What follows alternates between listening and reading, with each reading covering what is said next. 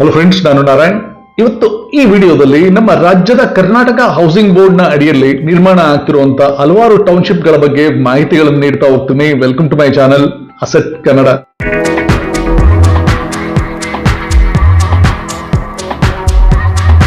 ಸ್ನೇಹಿತರೆ, ಈ ವಿಡಿಯೋನ ತಪ್ಪದೆ ಕಡೆವರೆಗೂ ನೋಡಿ. ಅತಿ ವೇಗವಾಗಿ ಬೆಳೀತಿರುವಂತಹ ನಮ್ಮ ಬೆಂಗಳೂರು ನಗರದಲ್ಲಿ ಹೆಚ್ಚು ಬೇಡಿಕೆ ಇರುವುದು ಎಲ್ಲ ರೀತಿಯಿಂದಲೂ ಅಧಿಕೃತವಾದ ಸೈಟ್ಗಳು ಮತ್ತು ಅಧಿಕೃತವಾಗಿ ನಿರ್ಮಾಣ ಆಗ್ತಿರುವಂತಹ ವಸತಿ ಕಟ್ಟಡಗಳಿಗೆ.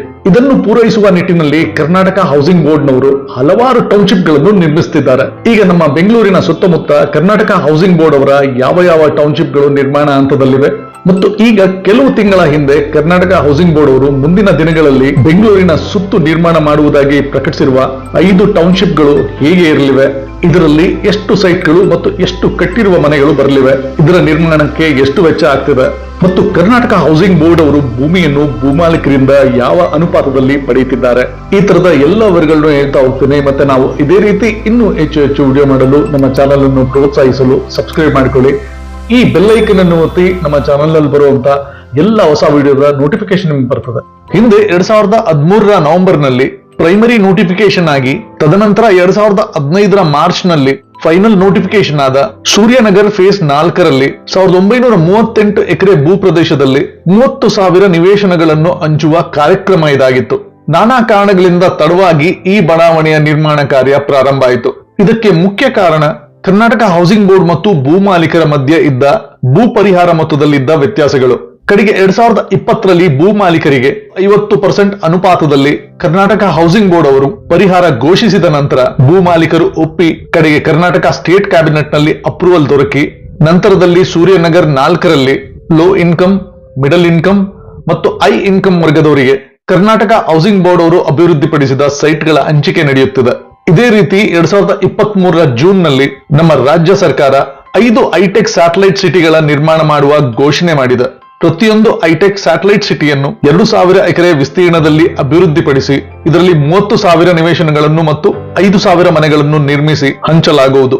ಈ ಹೈಟೆಕ್ ಸ್ಯಾಟಲೈಟ್ ಸಿಟಿಯಲ್ಲಿ 20x30, 30x40 ಮತ್ತು 40x60 ಅಳತೆಯ ನಿವೇಶನಗಳನ್ನು ಅಭಿವೃದ್ಧಿಪಡಿಸಲಾಗುವುದು. ನಮ್ಮ ರಾಜ್ಯ ಸರ್ಕಾರದ ಪ್ರಕಾರ ಈ ಒಟ್ಟು 5 ಹೈಟೆಕ್ ಸಿಟಿಗಳಲ್ಲಿ ಒಟ್ಟು 25,000 ನಿರ್ಮಿಸಿದ ಮನೆಗಳನ್ನು ಮತ್ತು 1,50,000 ನಿವೇಶನಗಳನ್ನು ಅಭಿವೃದ್ಧಿಪಡಿಸಿ ಮಾರುವ ಯೋಜನೆ ಇದಾಗಿದೆ. ಇದೇ ರೀತಿಯಲ್ಲಿ ಹೈ ಇನ್ಕಮ್ ವರ್ಗದಲ್ಲಿ ಬರುವ ವಿವಿಐಪಿ ತರದ ದೊಡ್ಡ ಉದ್ಯೋಗಪತಿಗಳಿಗೆ ಮತ್ತು ಹೈ ಲೆವೆಲ್ ಮ್ಯಾನೇಜಿಂಗ್ ತರದ ಉದ್ಯಮದವರಿಗೆ 500 ಎಕರೆ ಜಾಗದಲ್ಲಿ 10,000 ಸ್ಕ್ವೇರ್ ಫೀಟ್ ವಿಸ್ತೀರ್ಣದ 1,000 ವಿಲ್ಲಾಗಳನ್ನು ನಿರ್ಮಿಸಿ ಮಾರುವ ಯೋಜನೆ ಕೂಡ ಘೋಷಣೆ ಮಾಡಿದ್ದಾರೆ. ಇದೇ ರೀತಿಯಲ್ಲಿ ನಮ್ಮ ಕರ್ನಾಟಕ ಗೃಹ ಮಂಡಳಿಯಿಂದ ಕೆಂಗೇರಿ ಮತ್ತು ಬಿಡದಿ ನಡುವೆ 500 ಎಕರೆಯಲ್ಲಿ ಮಿನಿ ಟೌನ್ಶಿಪ್ ನಿರ್ಮಿಸುವುದಾಗಿ ಕೂಡ ಘೋಷಣೆ ಆಗಿದೆ. ಬೆಂಗಳೂರು ದಕ್ಷಿಣ ತಾಲೂಕಿನ ಕೆಂಗೇರಿ ಹೋಬಳಿ ಹಾಗೂ ರಾಮನಗರ ಜಿಲ್ಲೆಯ ಬಿಡದಿ ಬಳಿಯ 7 ಗ್ರಾಮಗಳಿಗೆ ಸೇರಿದ 500 ಎಕರೆ ಪ್ರದೇಶದಲ್ಲಿ 1,066.5 ಕೋಟಿ ಮೊತ್ತದ ಅಭಿವೃದ್ಧಿ ಯೋಜನೆ ಇದಾಗಿದೆ. ಮತ್ತು ಈ ಬಡಾವಣೆ ಮೈಸೂರು ಬೆಂಗಳೂರು ಹೆದ್ದಾರಿಯಿಂದ ಕೇವಲ 5.5 ಕಿಲೋಮೀಟರ್ ದೂರದ ವ್ಯಾಪ್ತಿಯಲ್ಲಿ ಇರಲಿದೆ ಮತ್ತು ಬನ್ನರ್ಘಟ್ಟ ನ್ಯಾಷನಲ್ ಪಾರ್ಕ್ ನ ಹತ್ತಿರ 1,000 ಎಕರೆ ವಿಸ್ತೀರ್ಣದ ಜಾಗದಲ್ಲಿ ಹೊಸ ಬಡಾವಣೆ ನಿರ್ಮಿಸುವುದು ಸಹ ಮುಂದಿನ ದಿನಗಳಲ್ಲಿ ಬರಬಹುದಾದ ಯೋಜನೆಯಾಗಿದೆ. ಈಗ ಕರ್ನಾಟಕ ಹೌಸಿಂಗ್ ಬೋರ್ಡ್ ಅವರು ಘೋಷಣೆ ಮಾಡಿರುವ ಎಲ್ಲಾ ಬಡಾವಣೆಗಳು 50% ಅನುಪಾತದಲ್ಲಿ ಭೂ ಮಾಲೀಕರಿಗೆ ಪರಿಹಾರ ದೊರಕುತ್ತಿರುವುದರಿಂದ ಭೂ ಮಾಲೀಕರಿಂದ ಭೂಮಿ ಪಡೆಯುವ ಕೆಲಸ ಸುಲಭ ಆಗಲಿದೆ ಎನಿಸುತ್ತದೆ. ಏಕೆಂದರೆ ಬಿಡಿಎನಲ್ಲಿ ಭೂ ಮಾಲೀಕರಿಗೆ ಪರಿಹಾರ ಸಿಗುವುದು 60-40 ಅನುಪಾತದಲ್ಲಿ. ಬಿಡಿಎನಲ್ಲಿ ಭೂಮಿ ಕಳೆದುಕೊಂಡ ಭೂ ಮಾಲೀಕರಿಗೆ ದೊರಕುವುದು ಅಭಿವೃದ್ಧಿಪಡಿಸಿದ ಭೂಮಿಯ 40% ಮಾತ್ರ. ಆದ್ದರಿಂದ ಬಿಡಿಎನಲ್ಲಿ ನಿರ್ಮಾಣ ಆಗುತ್ತಿರುವ ಹೊಸ ಬಡಾವಣೆಗಳಲ್ಲಿ ಯಾವಾಗಲೂ ವ್ಯಾಜ್ಯ ಮತ್ತು ತಕರಾರುಗಳು ಇದ್ದೇ ಇರುತ್ತದೆ. ನನ್ನ ಪ್ರಕಾರ ಬಿಡಿಎ ಅವರು ಸಹಿತ 50% ಅನುಪಾತದಲ್ಲಿ ತಮ್ಮ ಮುಂಬರುವ ಹೊಸ ಬಡಾವಣೆಗಳಲ್ಲಿ ಭೂ ಮಾಲೀಕರಿಗೆ ಪರಿಹಾರ ಘೋಷಿಸಿದರೆ ಆಗ ಆ ಜಾಗದ ರೈತರು ಮತ್ತು ಭೂ ಮಾಲೀಕರು ಸಹಿತ ಏನೂ ತಕರಾರು ಮಾಡದೆ ಭೂಮಿಯನ್ನು ಅಭಿವೃದ್ಧಿಗೆ ಬಿಟ್ಟುಕೊಡುತ್ತಾರೆ. ಏಕೆಂದ್ರೆ ಎಲ್ಲರಿಗೂ ತಮ್ಮ ಭೂಮಿಯಲ್ಲಿ ಅಭಿವೃದ್ಧಿ ಆಗುವುದು ಇಷ್ಟ. ಆದರೆ ಅದೇ ಅಭಿವೃದ್ಧಿ ಒಬ್ಬರಿಗೆ ಲಾಭ ಮತ್ತು ಒಬ್ಬರಿಗೆ ನಷ್ಟ ಮಾಡಬಾರದು. ಇಬ್ಬರಿಗೂ ಸಮನಾದ ಲಾಭ ಹಂಚುವುದು ಉತ್ತಮ ಮತ್ತು ಇದರಿಂದ ಹೊಸ ಬಡಾವಣೆಗಳು ಯಾವ ತಕರಾರು ಇಲ್ಲದೆ ವೇಗವಾಗಿ ಅಭಿವೃದ್ಧಿ ಆಗ್ತದೆ ಮತ್ತು ಫಲಾನುಭವಿಗಳಿಗೆ ದೊರಕುತ್ತದೆ. ಅದೇ ರೀತಿ ಭೂಮಿ ಕಳೆದುಕೊಂಡ ಭೂ ಮಾಲೀಕರಿಗೂ ಮತ್ತು ರೈತರಿಗೂ ಅವರ ಜಾಗದಲ್ಲೇ ಅವರಿಗೆ ದೊರಕಬಹುದಾದ ಪರಿಹಾರದ ಭೂಮಿ ದೊರಕದೇ ಇದ್ದರೂ ಅವರ ಊರಿನಲ್ಲೇ ಅಭಿವೃದ್ಧಿಯಾದ 50% ಅನುಪಾತದಲ್ಲಿ ಭೂಮಿ ದೊರಕುತ್ತದೆ. ಇದರಿಂದ ಭೂಮಿ ಕಳೆದುಕೊಳ್ಳುವ ರೈತರಿಗೂ ಭೂ ಮಾಲೀಕರಿಗೂ ಅವರ ಹಿರಿಯರು ಬದುಕಿದ ಮೂಲ ಜಾಗದಲ್ಲೇ ತಮ್ಮ ಬದುಕನ್ನು ಕಟ್ಟಿಕೊಂಡಂತಾಗ್ತದೆ. ಮತ್ತು ಎಲ್ಲದಕ್ಕಿಂತಲೂ ಮುಖ್ಯ, ನಮ್ಮ ಬೆಂಗಳೂರಿನಂತ ನಗರಗಳಲ್ಲಿ ಅನ್ಆಥರೈಸ್ ಮತ್ತು ಇಲ್ಲಿಗಲ್ ಬಡಾವಣೆಗಳು ತಲೆ ಎತ್ತುವುದು ನಿಲ್ಲುತ್ತದೆ ಮತ್ತು ಈ ಕಾಳದಂಧೆಯಲ್ಲಿ ತಮ್ಮ ಕಷ್ಟಪಟ್ಟು ದುಡಿದ ಹಣವನ್ನು ಕಳೆದುಕೊಳ್ಳುವವರು ಕಮ್ಮಿ ಆಗುತ್ತಾರೆ.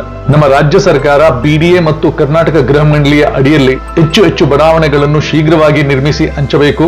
ಈ ಹಂಚುವ ಬಡಾವಣೆಗಳಲ್ಲಿ ಮುಂಬರುವ ದಿನಗಳಲ್ಲಿ ಹೆಚ್ಚಾಗುವ ವಾಹನಗಳ ಸಂಖ್ಯೆಯನ್ನು ಮನದಲ್ಲಿಟ್ಟು ಉತ್ತಮ ಮತ್ತು ಅಗಲವಾದ ಸಂಪರ್ಕ ರಸ್ತೆಗಳನ್ನು ನಿರ್ಮಿಸಬೇಕು. ಇದರಿಂದ ಮುಂಬರುವ ದಿನಗಳಲ್ಲಿ ಬೆಂಗಳೂರಿನ ಟ್ರಾಫಿಕ್ ಜಾಮ್ ತರದ ಸಮಸ್ಯೆ ತಪ್ಪಿ ನಮ್ಮ ಬೆಂಗಳೂರು ತನ್ನ ಹಳೆಯ ಹೆಸರಿನಂತೆ ಗಾರ್ಡನ್ ಸಿಟಿಯಾಗಿ ಸದಾ ಇರಲೆಂದು ಆಶಿಸುತ್ತಾ, ಸ್ನೇಹಿತರೆ, ಈ ವಿಡಿಯೋ ನಿಮ್ಗೆ ಇಷ್ಟ ಆಗಿದ್ದಲ್ಲಿ ಲೈಕ್ ಮಾಡಿ, ಶೇರ್ ಮಾಡಿ, ಸಬ್ಸ್ಕ್ರೈಬ್ ಮಾಡ್ಕೊಳ್ಳಿ. ಮತ್ತೆ ನಿಮ್ಮ ಅನಿಸಿಕೆ ಅಭಿಪ್ರಾಯನ ಖಂಡಿತ ಕಮೆಂಟ್ ಬಾಕ್ಸ್ ಅಲ್ಲಿ ತಿಳಿಸಿ. ಮತ್ತೆ ನಾವು ಇದೇ ರೀತಿ ಇನ್ನೂ ಹೆಚ್ಚು ವಿಡಿಯೋ ಮಾಡಲು ನಮ್ಮ ಚಾನಲ್ ಅನ್ನು ಪ್ರೋತ್ಸಾಹಿಸಲು ಸಬ್ಸ್ಕ್ರೈಬ್ ಮಾಡ್ಕೊಳ್ಳಿ. ಈ ಬೆಲ್ ಐಕನ್ ಅನ್ನು ಒತ್ತಿ ನಮ್ಮ ಚಾನಲ್ ಅಲ್ಲಿ ಬರುವಂತ ಎಲ್ಲ ಹೊಸ ವಿಡಿಯೋದ ನೋಟಿಫಿಕೇಶನ್ ಬರ್ತದೆ. ಈ ವಿಡಿಯೋನ ಇಲ್ಲಿವರೆಗೂ ವಾಚ್ ಮಾಡಿದ್ಕೆ ಧನ್ಯವಾದ. Thank you. ನಮಸ್ಕಾರ.